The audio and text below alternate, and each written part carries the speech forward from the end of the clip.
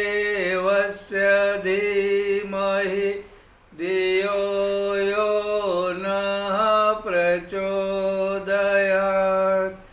ॐ गुरुर्ब्रह्मा गुरुर्विष्णुः गुरुर्देवो महेश्वरः गुरुर्साक्षात् परब्रह्म तस्मै श्री गुरवे नमः।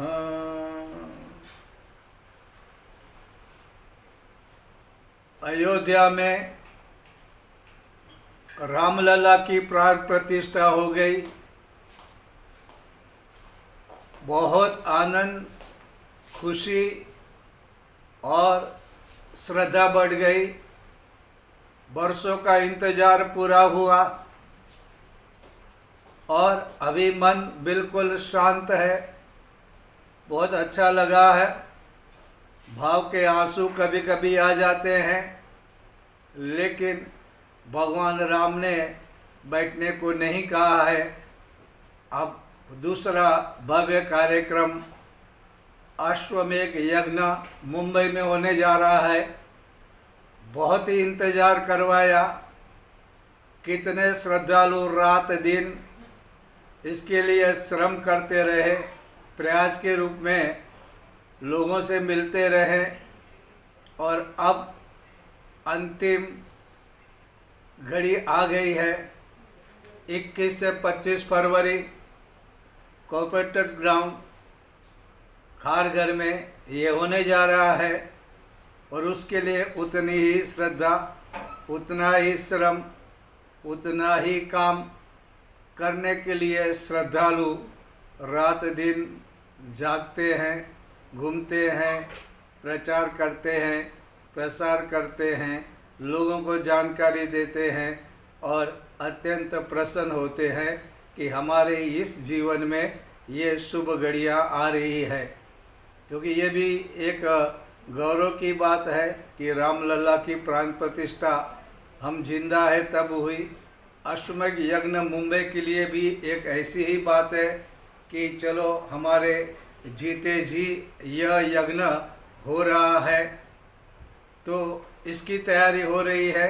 और इसके बारे में हम लोग यज्ञ के बारे में जब भी मिलते हैं तो यज्ञ के बारे में बातें करते रहते हैं। तो हम लोगों ने पिछली बार बात की कि महाभारत में जब युधिष्ठिर ने अश्वमेध यज्ञ पूरा कर दिया, बहुत ही दान दिया गया, बहुत ही मेहनत की गई, सजावट, और जितने भी श्रेष्ठ लोग थे, ब्राह्मण थे, रिलेटिव थे और इवन अंधे थे, दीन थे, गरीब थे, सभी को उस वक्त वहाँ पे किसी भी घर में अन्न नहीं पकता था।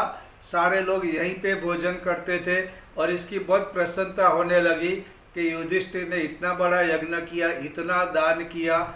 सचमुच में ऐसा यज्ञ कभी देखा नहीं है। ऐसी लोग बात कर रहे थे और अश्वमेध पूरा हुआ तब एक नेवला वहाँ से आया और उसने कहा, आप इतनी प्रशंसा कर रहे हो, लेकिन एक व्यक्ति जिसने शेर भर जौ का दान किया, उतना पुण्य इस यज्ञ में नहीं है। तो लोगों ने कहा, अरे भाई नेवले, तू मनुष्य की भाषा कैसे बोलता है? तेरा आश्रय कौन है? तू किसके आश्रय पे, भरोसे पे बोल रहा है? तेरे पास शास्त्रों का ज्ञान कितना है? तूने कितना तप किया है और तू इस तरह बोल रहा? तेरा सामर्थ्य क्या है? तेरा अनुभव क्या है? और तू क्यों ऐसा बात कर रहा है? हमें भी तो बता। तो नेवले ने कहा, ठीक है, मैं आपको एक बात बताता हूँ। मेरा जो आधा शरीर सोने का दिख रहा है, ये उसी का नतीजा है। सिर्फ एक शेर जौ का दान जहाँ पे हुआ, जहाँ पे दाने गिरे, मैं वहाँ पर लेटा और मेरा शरीर सोने का हो गया।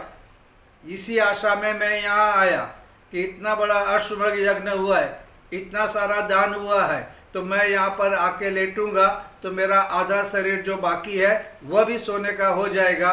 लेकिन ये सब मेहनत व्यर्थ गई। मैं आया, मैं बहुत जगह पे लेटा, मेरा शरीर वैसा का वैसा ही है, आधा शरीर सोने का नहीं हुआ। इसका मतलब ये हुआ कि वो यज्ञ, वो दान ज़्यादा महान था। बताता हूँ, मैं आपको बताता हूँ ये कैसे हुआ, इसकी बात मैं बताता हूँ। तो उन्होंने कहा, एक भाई थे जो भिक्षा मांग के जीवन गुजारते थे, उनके पास कुछ भी नहीं था, उनकी धर्मपत्नी थी, उसका बेटा पुत्र था और पुत्रवधू थी। ये जो व्यक्ति है वो बिल्कुल सीधा साधा था, तपस्वी था, श्रद्धा से भरा हुआ था, उसके अंदर ईर्ष्या द्वेष जैसी भावना नहीं थी, वह बिल्कुल उदार था, वो बिल्कुल लोभी नहीं था और व्रत का पालन करता था, किसी का बुरा नहीं चाहता था और जो कुछ भी मिलता था वो शास्त्र के अनुसार जीता था। और इतना कम होने के बावजूद भी वो दान भी करता था, अपने हिसाब से दान करता था, लेकिन वो उसका जीवन अद्भुत था, बिल्कुल सही था। और एक बार क्या हो गया, दुष्काल हुआ, दाने नहीं मिल रहे और वो तो लोगों से भिक्षा लेके ही करता था, तो बहुत दिनों से उसको भोजन नहीं मिला, उसका शरीर पूरा हड्डी जैसा हो गया, हड्डियां दिखने लगी। और ये हालत उसकी पत्नी की भी थी और साथ साथ में उसका पुत्र और पुत्रवधू थे, उनकी हालत भी वैसी थी। तो ये इधर उधर घूमकर दाने चुनते थे, दानों की खोज करते थे। वो जो दाने मिलते थे तो उसमें से वो भोजन बना के अपना जीवन बिताने लगे। एक बार ऐसा हुआ कि बहुत दिनों तक उन्हें कुछ भी नहीं मिला, वे भूखे प्यासे थे, उनका शरीर और कमज़ोर हो गया और दुर्बल हो गया। लेकिन ये अपने व्रत, अपने तप से कभी भी उन्होंने पीछा नहीं छुड़ाया। और महाभारत में कहा गया है कि जो तप श्रद्धा से होता है वही सही तप होता है। ये श्रद्धा से युक्त था, उसका तप चलता था। और ऐसा होता है, वो बहुत दान भी जो उसके पास होता था तो वो दान भी करता था, क्योंकि दान से देवता प्रसन्न होते हैं। जब आप देवताओं को प्रसन्न करते हैं तो देवता आपको प्रसन्न करते हैं। ये हमारे शास्त्रों का विधान है। और साथ में उन्होंने कहा कि उसका अंतःकरण अगर साफ है तो उन्हें स्वर्ग की प्राप्ति होती है। लेकिन सबसे बड़ी समस्या क्या होती है, महाभारत में कहा है, जब क्षुधा, भूख लगी हो, खाने को पेट में दाने ना हो, ऐसे समय पे सामान्य लोगों की क्या स्थिति होती है, उनके ज्ञान का नाश हो जाता है। क्योंकि पेट में कुछ नहीं, शरीर में ऊर्जा शक्ति नहीं, इसकी असर दिमाग पे होती है और उसका जो ज्ञान होता है, नॉलेज होता है। इसलिए कभी भूखे ज़्यादा रहने वाले लोगों के पास ज्ञान की प्राप्ति नहीं होती है, क्योंकि ज्ञान का नाश हो जाता है। और इसके साथ क्या होता है, धैर्य भी जाता है। और धर्म बुद्धि, हम जो धर्म की जो बातें करते हैं, हमारे पेट में थोड़ी बहुत शक्ति है तब तक कर सकते हैं। जिस दिन खाने को बहुत दिनों तक कुछ भी रहेगा नहीं, तो सामान्य जनों में धैर्य शक्ति भी जाएगी और उसके साथ धर्म बुद्धि भी नष्ट हो जाएगी। लेकिन कुछ लोग ऐसे हैं, इतनी क्षुधा होने के बाद भी उनकी श्रद्धा हिलती नहीं, वे अपना व्रत कभी छोड़ते नहीं, वे धर्म की बुद्धि जो है उसे छोड़ते नहीं, वे धर्म को नहीं छोड़ते। ऐसे भी लोग होते हैं और ऐसे लोग स्वर्ग के अधिकारी होते हैं, ऐसा महाभारत में कहा गया है। तो ये आदमी क्या करता है, लोगों को जाता है, लोगों से मिलते हैं, धर्म की बात करते हैं, दाने दाने को ढूंढते हैं। तो एक बार एक चूहा कहीं कुछ अन्न इकट्ठा किया होगा, तो वहाँ पर जाकर उस अन्न को देखते हैं, एक शेर जितना जौ के दाने थे वो लेके आते हैं और उन्होंने उसके 4 भाग कर दिए। भाई चलो बहुत दिनों के बाद कुछ मिला है, साथ में भोजन करते हैं, सहनावतु करते हैं, भगवान की प्रार्थना की, सब बैठे। और जैसे ही वो खाने को बैठे तो देखा एक गरीब एकदम सूखा हुआ, चलने के लिए जो मुश्किल काम था वो आए। तो इन्होंने नमस्कार किया, उन्होंने कहा आप अतिथि है और अतिथि देवो भव की हमारी परंपरा होती है। तो उन्होंने कहा कि आप इतनी दूर से आए हैं, आपको भूख लगी हो तो आप भोजन कर लें, और उनको अच्छा भी लगा। अब ऐसा उन्होंने नहीं सोचा हम भूखे हैं तो हम पहले खा लेते हैं, ये तो बाहर से आया, हम उसके लिए क्या करेंगे। लेकिन हमारी जो संस्कृति है, हमारा जो कल्चर है, वो अगर कोई मेहमान अतिथि बिना तिथि के अचानक आ गया है तो उनको भोजन ऑफर करना ये हमारा धर्म है। तो उसने कहा महाराज आप कुछ भोजन करना चाहेंगे? तो उसने कहा हाँ मैं बहुत भूखा हूँ, क्षुधा से पीड़ित हूँ। तो उन्होंने उनका स्वागत किया, जो कुछ थोड़ा बहुत पानी था उन पानी से पैर धुला के उनको आसन दिया, और उनको वो जो दाने थे जो उस व्यक्ति ने अपने लिए 1/4 भाग जो जौ था वो उनको ऑफर किया। उस व्यक्ति ने उसे खाया, प्रसन्न हुआ, लेकिन चेहरे से लग रहा था कि अब भी वो भूखा है, अभी भी उसके भोजन की आवश्यकता है। तो उसकी धर्म पत्नी ने कहा हे नाथ मेरे पास है, उनको दे दो। उसके पति ने कहा भाग्यवान ऐसा नहीं हो सकता, अरे पशु पंछी और कीड़े भी अपनी पत्नी की रक्षा करते हैं, उनकी भोजन की व्यवस्था करते हैं, और जो अपनी पत्नी को भूखा रखता है, अपना कर्तव्य निभाता नहीं, वो तो नरक में जाता है। मैं ऐसा कैसे करूं? तू खा ले, मैंने मेरा हिस्सा दे दिया, तू तेरा हिस्सा है, तू खा ले। अब तेरा शरीर भी कितना पतला हो गया है, कुछ भी हो सकता है, तेरे अंदर शक्ति नहीं, तेरी हड्डियां दिख रही है, भाग्यवान तू खा ले। तो उसकी पत्नी ने कहा नहीं ऐसा नहीं हो सकता, ये तुम्हारा मेरा, हम अलग नहीं है, मैं अर्धांगिनी हूँ, हमारा जो कुछ भी है अपना है, आप जो भी कर रहे हैं वो मुझे भी करना है, ये मेरा धर्म है, इसलिए आप बिल्कुल उदास मत हो, ये भी उनको दे दो। नाराज मन से उस व्यक्ति ने उसके भी जव के दाने लिए और उसको खाने के लिए दिए। वो प्रसन्नचित्त से खा गया, लेकिन उसने देखा कि अभी भी उसको भूख है और वो चाहता है कि कुछ और भोजन मिलना चाहिए।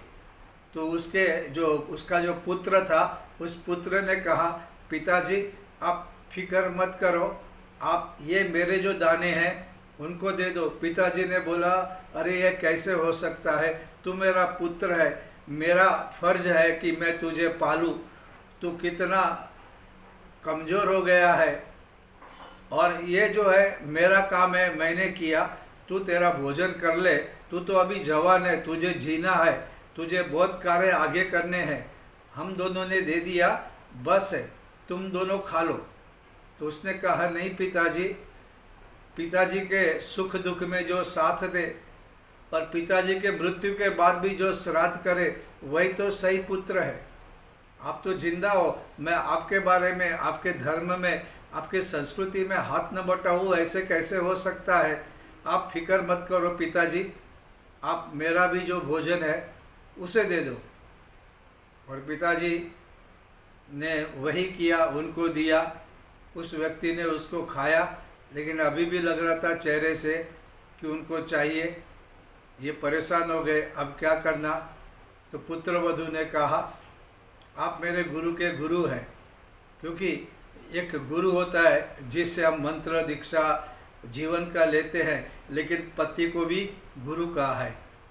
जो सन्नारी होती है वो अपने पति को भी गुरु मानती है, और ये तो उसके पिताजी थे, तो उन्होंने कहा आप गुरु के गुरु हो, आपको मैं मेरे दाने देती हूँ, आप उस मेहमान को खिला दो। तो उसने कहा पुत्रवधू तू तो मेरी बेटी जैसे है, मैं कैसे तुम्हें भूखा रख सकता हूँ, ऐसा नहीं हो सकता है, तू अपना भोजन कर ले, तू मेरे घर पे आई है शादी करके, अपने पिता का घर छोड़ के, और तुझे मैं भूखा रखूं, तेरी ये हालत बनाऊं, वो ठीक नहीं होगा। मेरी आत्मा ये करने के लिए ना बोलती है। पुत्र वधू कहती है आप ऐसे क्यों बात करते हैं, मैं पराई नहीं हूँ, मैं इस घर की हूँ। आपका धर्म हमारा धर्म ये अलग नहीं हो सकता है। आप जो कर रहे हो ठीक कर रहे हो, आप जो हमें सिखा रहे हो वो बिल्कुल ठीक है, कृपया आप ले लीजिए। और उस व्यक्ति ने उस मेहमान को जो बचा हुआ ये था वो भी दे दिया। अभी देने के बाद अचानक उनको लगा कि ये सब कैसे हुआ। ये जो दाने गिरे थे वहाँ पे मैं लेटा तो मेरा शरीर सोने का हो गया, और ये व्यक्ति कोई और नहीं था, ये धर्म खुद थे।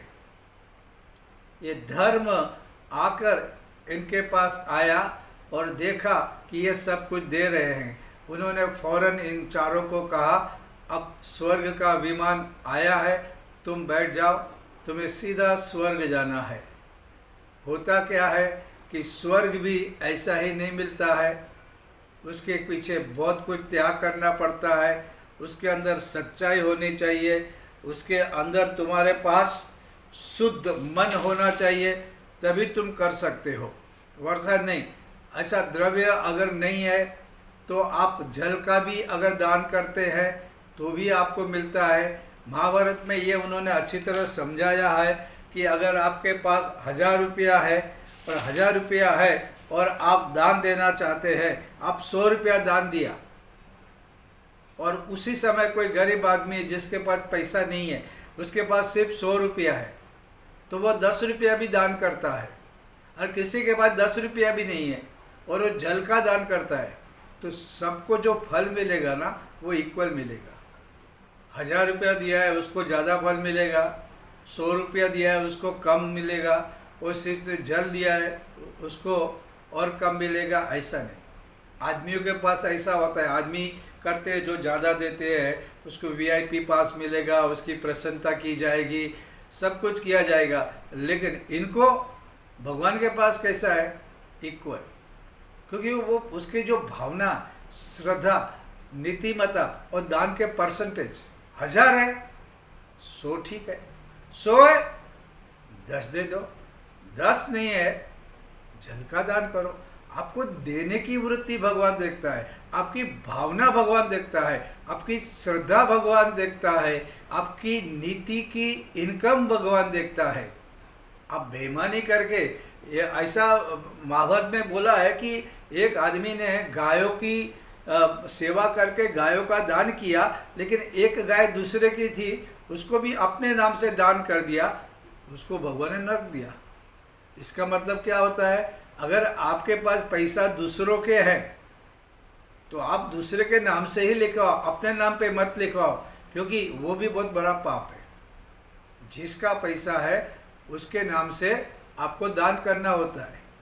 लेकिन अश्वमेध यज्ञ में दान करने का बहुत महत्व है, मतलब दान करने वाला का भी धर्म है और दान लेने वाले का भी बहुत बड़ा कड़ा धर्म है। उसका एक एक पैसा, उसकी एक एक चीज़, उसका सही उपयोग होना चाहिए। कोई पैसा लेके उसका गलत उपयोग करे तो वो ठीक नहीं होता है। ये बहुत बड़ा गलती भी होता है, पाप भी होता है। इसलिए कहा है कि लोभ ये नरक का द्वार है। कोई आदमी लोभ करके पैसे अपने पास रख ले तो फिर वो नरक का रास्ता पकड़ रहा है। ऐसा कभी भी नहीं होना चाहिए। दान बहुत महत्वपूर्ण है और दान हमारे जीवन का अंग है। और यज्ञ में दिया हुआ दान, और खास करके अश्वमेध यज्ञ में दिया हुआ दान, ये बहुत पुण्य देने वाला है। बहुत ये पुण्य ऐसा देता है, अपने पापों को नष्ट करता है, और ऐसे में जो भाग्यवान है वे देते हैं। लेकिन ये दान भी जैसे महाभारत में कहा है कि ये नीतिमत्ता से कमाया हुआ हो, श्रद्धा इसके साथ हो, मन प्रसन्न हो, कुछ वापस पाने की इच्छा न हो कि भाई मैं दे रहा हूँ और मुझे इससे लाभ मिले। और वहाँ पे आप बिजनेसमैन की तरह एक दूसरे की पहचान से देते हो और इसका आगे बहुत फ़ायदा होने वाला है, ये सोच के दान करते हो तो भी गलत है। ये दान है, आपने दे दिया नीतिमत्ता से, श्रद्धा से दिया, प्रसन्न चित्त से दिया, तो ये आपका दान काम करता है। और ये अश्वमेध यज्ञ सिर्फ दान के पैसों के लिए है ऐसा भी नहीं है। ये वातावरण शुद्धि करेगा। और होता क्या है कि जब आप कोई अच्छा कार्य करते हो, आपके पैसे अच्छे काम में लगते हैं, इससे लोगों का जीवन बदलता है, जीवन अच्छा होता है, तो उसका जो पुण्य मिलता है, उस पुण्य का एक अंश आपको जिंदगी भर मिलते रहेगा। हम लोग बात करते हैं ना LIC के एजेंट की। LIC का एजेंट एक बार पैसा उसने ले लिया, बाद में उसको जीवन भर उसको कुछ ना कुछ पैसा, उनका जो कमीशन है वो मिलते रहता है। उसी तरह जब हम कोई अच्छा कार्य करते हैं और उससे कुछ अच्छा होता है, लोगों को कुछ सुख मिलता है, कुछ पुण्य मिलता है, कुछ मार्गदर्शन मिलता है, राष्ट्र में शौर्य की भावना आती है, राष्ट्र में वातावरण शुद्धि होती है, लोगों के विचार अच्छे हो जाते हैं, लोगों की भावनाएं अच्छी हो जाती है, वे अच्छा कार्य करने लगते हैं, राष्ट्र को आगे बढ़ाने के लिए त्याग करने लगते हैं। ये सब क्योंकि अल्टीमेटली अश्वमेध यज्ञ ये श्रद्धा से भरा है, इससे लोगों के विचार अच्छे होते वाले हैं। अच्छे विचारों से वो अच्छे कार्य करने वाला है, अच्छे कार्य करने से उज्जवल भविष्य बनने वाला है। और अब ये तो भारत का भविष्य चमकने वाला, जैसे हमारे नरेंद्र मोदी जी ने, प्राइम मिनिस्टर ने कहा कि अब तो ये शुरुआत है, अब तो हजारों साल तक भारत आगे बढ़ते जाएगा। और सचमुच में ऐसा होने वाला है। ये सारी चीज़ें ये महान तपस्वी ऋषियों और सूक्ष्म आत्माओं से मिलकर ये घटना हो रही है। भारत का भविष्य पूरा बदलने वाला है और ये चीज़ें गलत नहीं है। हमारे प्राइम मिनिस्टर ने कहा, ये भी सच है। और वहाँ पे आपने देखा होगा कि सब इक्वल थे, सब बराबर थे। मुकेश अंबानी भी वहाँ पे खड़े हैं, तो वहाँ पर मुरारी बापू भी है, श्री श्री रविशंकर जी भी है, और रामदेव बाबा भी है, सब संत और यहाँ पे कलाकार, सब लोग इक्वल, भगवान राम के सामने सब एक जैसे। सभी लोग प्रणाम करते थे, इकट्ठे हुए थे, अपनी श्रद्धा प्रदर्शित कर रहे थे और आनंदमय हो रहे थे। तो ये सारी चीज़ें हमारे यहाँ होती रहती है और ये करना है। अच्छा, इसमें वहाँ पे अभी देखो कैसा वेद व्यास ने कहा है कि जब ऐसे बड़े यज्ञ होते हैं तो वहाँ पे होना चाहिए कि किसको क्रोधित नहीं होना चाहिए। अभी हम लोगों ने भगवान राम की बात देखे तो राम के जो गुण हैं, और राम के जो गुण है अयोध्या कांड में प्रारंभ में ही इनके गुण बताए। उसमें पहला गुण कैसा है कि लोग उसे कड़वी बात करें, टेढ़ी मेढ़ी बात करें, अपमान करें, लेकिन राम कभी क्रोध नहीं करते थे, गुस्सा नहीं करते थे। उनके चेहरे पे मंद मंद मुस्कान रहती थी और प्रसन्न चित्त से सुन रहते थे और उनका जवाब एकदम शांत मन से होता था। हम लोगों को भी अश्वमेध यज्ञ के बारे में भी वेद व्यास जी ने कहा है, ऐसे बड़े यज्ञ में क्रोध नहीं करना चाहिए। कुछ लोग तो फेमस होते हैं, उनका क्रोध करना उनको लगता है कि उनका व्यक्तित्व उनका प्लस पॉइंट है। क्रोध बिल्कुल नहीं करना चाहिए। क्रोध करने से आप बलवान नहीं दिखते हो, क्रोध करने से आप नायक नहीं बन जाते हो, क्रोध करने से आपसे कोई डरने वाला है ऐसा भी नहीं होता है। ये तो समय समय की बात होती है। इसलिए क्रोध किसी को भी नहीं करना चाहिए, किसी को भी अपमानित नहीं करना चाहिए और अपनी इंद्रियों को संयम में रखना चाहिए। अगर ये नहीं करेंगे, आपको मालूम है जब भगवान राम ने राज्याभिषेक किया, आपको पता नहीं होगा कि उनसे व्रत लिया गया, उनको भी भोजन नहीं खाने दिया और उन लोग जमीन पे सोए। उसी तरह हमारे प्राइम मिनिस्टर ने भी वही किया, 11 दिन कुछ भी नहीं लिया, अन्न नहीं लिया, जमीन पे सोए, क्योंकि ये जरूरी होता है। जब आप किसी महान अनुष्ठान को कर रहे हैं, आप बड़े यज्ञ में जा रहे हैं, तो आपके लिए ये करना बहुत ज़रूरी है, क्योंकि आपको ऊर्जा खींचनी है, आपको शक्ति खींचनी है और इसके लिए आपको वैसा पात्रता भी डेवलप करनी है। अगर पात्रता नहीं रहेगी, आप कुछ भी वड़ा पाव खाते खाते यज्ञ में आहुति देते जाएंगे, आपको आपका जो शरीर है उसमें ऊर्जा, उपवास से शरीर में ऊर्जा होती है। इसका मतलब ऐसा नहीं है कि आप उपवास ही करो, आपके लिए भोजन की व्यवस्था की गई है, बहुत अच्छी भोजन की व्यवस्था है। आप प्रसाद मान के भंडारे में भोजन ले रहे हो, हमेशा के लिए आरोग्य प्राप्ति कर रहे हो, आपके अंदर सात्विकता आ रही है, उस भाव से आपको भोजन करना है। आप भोजन जरूर करें, क्योंकि ये इतनी सारी व्यवस्था हो रही है ताकि आप इतनी दूर से आए तो भोजन करें, संतुष्ट रहे। लेकिन कहने का मतलब ऐसा है कि आप व्रतशील और तपस्वी और अच्छे इरादे वाले इंसान बन के वहाँ पे श्रद्धा पूर्वक थोड़ा सा तप लेकर इसके भागीदार बने, और इससे आपके जीवन में बहुत फर्क आ जाएगा। और लोभ का भी कभी भी आसरा लेना नहीं चाहिए, कभी भी नहीं। लोभ की इच्छा होगी, लोभ करने को दिल कहेगा, लेकिन लोभ नर्क का द्वार है। कहीं पे कुछ लाभ लेने की सिर्फ बातें मत करो, देने की बातें करो, क्योंकि क्या होने वाला है, जो देने की बात करेगा ना उसके पास इतना वापस आएगा, इतना वापस आएगा जिसका कोई हिसाब नहीं। लेकिन वापस मिलने वाला इसलिए भी देना नहीं है, इसको भी ख्याल रखना है। तो आपको जितना परम पूज्य गुरुदेव ने जितने भी जीवन के नियम बताए हैं, और हम रामायण महाभारत भगवद गीता पढ़ते हैं, जो कुछ सीखे हैं, अब ये मौका होता है कि इसको हम जीवन में लाए, और इसमें अच्छा ही है, बहुत ही अच्छा है। हमारा जीवन पूरा बदल जाएगा, सुखमय हो जाएगा। आप देने की आदत रखोगे, बहुत मिलेगा। और ये यज्ञ इतना बड़ा है, यहाँ पर आपको इतना ही देखना है कि परम पूज्य गुरुदेव आज के विश्वामित्र गिनोगे तो 24 लाख 24 गायत्री महापुरस्सरण जिन्होंने किए हैं, तो उनकी शक्ति कितनी होगी।